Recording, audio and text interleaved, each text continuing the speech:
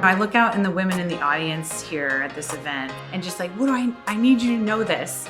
You know, I need you to know like you're valuable now. And you being you is valuable now. What I love about Ladies in Technology is it's the only event that brings together women in all different levels of technology careers. It is not just the C-suite, it is not just the interns or newbies or recent grads. So it's a cross-section of people at different stages of their career.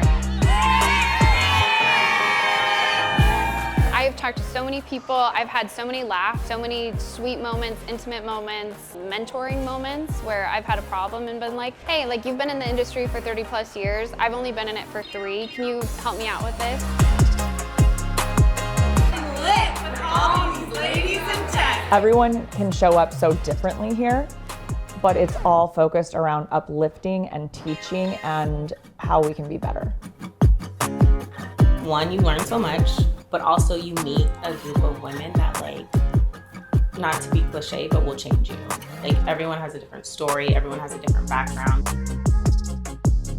The energy that all these women bring to this event is really uplifting. I find that a lot of them are more relaxed in this environment, and what that allows for is that when someone's more relaxed, they're able to have conversations maybe they wouldn't normally have in a work environment.